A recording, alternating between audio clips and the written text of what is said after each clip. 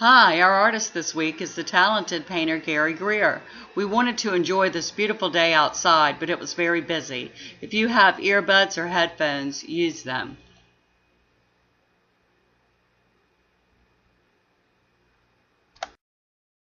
Hi, I'm Joy Sanders, and it's my pleasure to be here today with Gary Grier.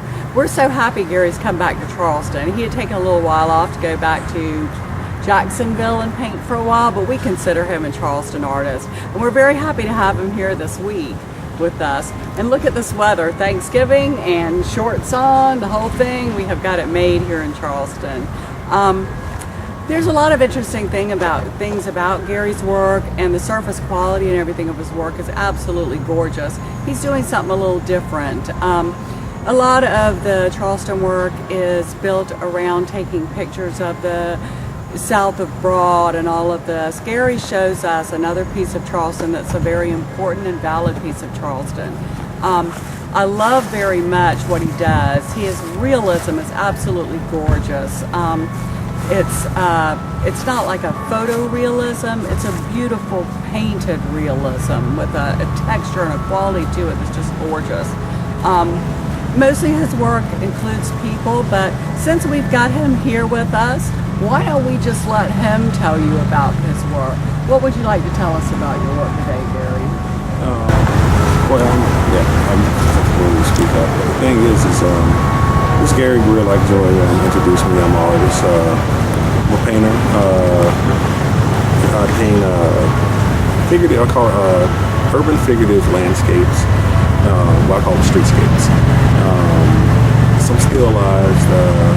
Kind of known for some portraiture, but mainly just the urban streetscapes. Describing your work, I think, is an awkward thing. I think, and especially if you consider yourself still growing, the thing is with that is you can only describe your work at a particular point in time. And I'm still a young artist, and the great thing about being an artist is being a painter. And this is a blessing. You're still a young painter finding yourself to a certain degree, even though I'm pretty honed in on my specifics and what I do.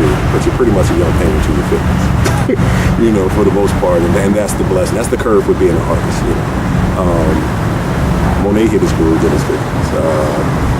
What a lot of my professors hit their groove with. So the thing is with that is so you're still honing and finding that thing. But very much I am an urban artist.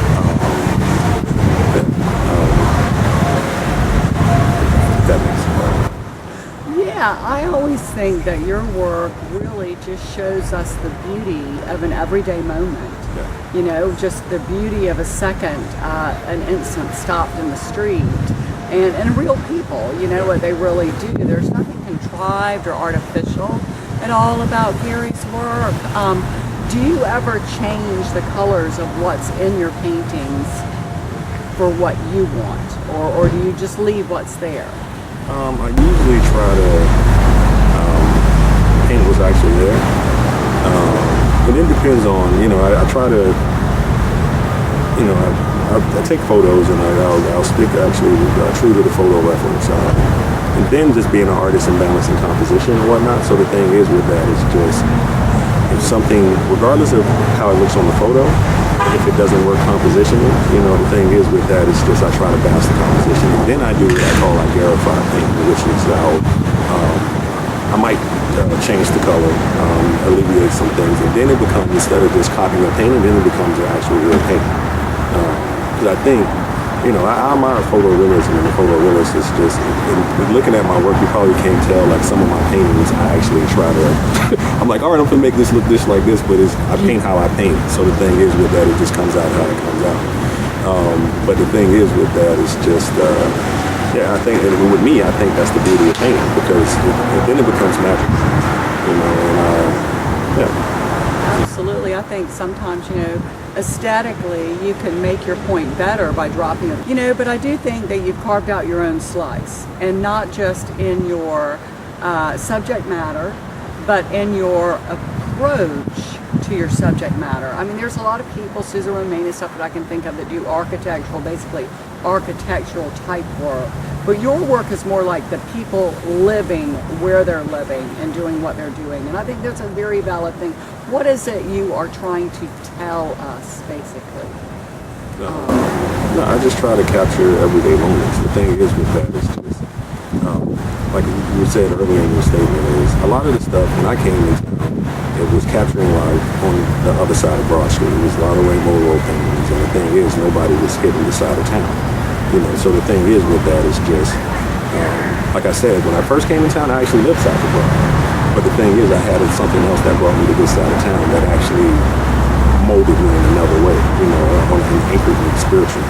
So the thing is with that is just, I had these two juxtapositions and these two polar opposites, and the thing is with that is just, and being connected to this part of town. The thing is with that is just, my spiritual hub was pretty much on the east side.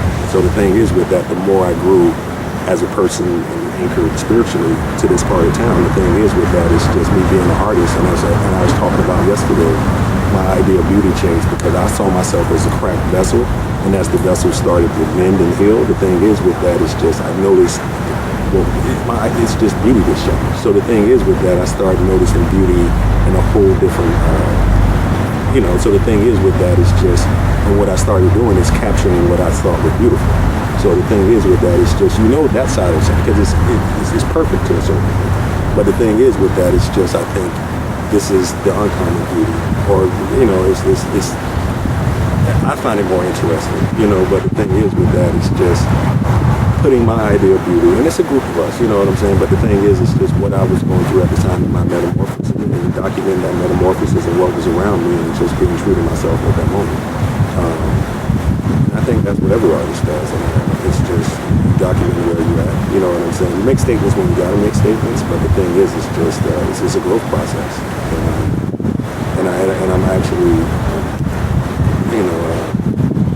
it's a growth process. When I was home actually painting, the thing is with that, it's just, I was painting in Jacksonville, and the thing is, it's just, I was locked up in my studio for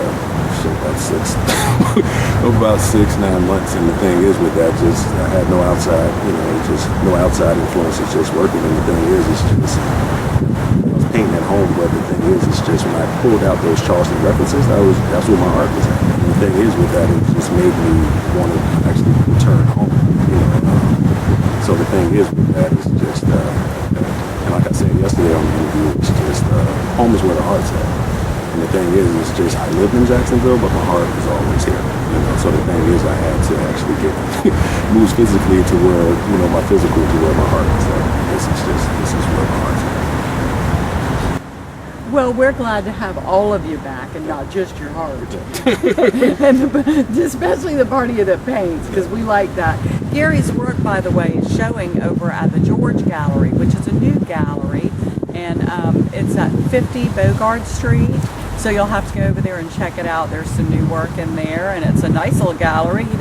Art is coming off of just King Street and Broad Street and that area of town anymore, the French Quarter and all, and really moving to take over the whole town now. We're the third largest art destination in the country, and a lot of that is due to artists, not just the artists that have traditionally been doing the typical Charleston paintings, but the other artists that are coming in, like Gary, and doing the other side, and people that are doing modern art now and all sorts of stuff. I think that the market has really opened up for all sorts of people, and we're very happy, of course, doing the show to be able to sit down and talk with people and let them say what they have to say about their work, and get that little peek behind the canvas that you never get in the gallery. You don't have time for it, the show. People are busy talking with collectors and stuff like that and doing their business. Is there anything else that you would just like to say? I don't know. I'm have to recap what I was saying yesterday. Because I am currently looking for a studio. So if anybody knows anybody that's actually willing to barter artwork for actual studio space, I have tons of artwork that I'd like to make that. I would love to make that happen. That's pretty much about it. Necessarily, that's about it, I think. Okay, there you go. The man needs some studio space, and y'all all know why. Okay, we have had such a good time today sitting down with Gary. I am very happy you're back in town, and thank you so much for sitting down with us. And thank you so much for listening to 1,000 Words, only here on the Charleston Times Television Network. Thank you.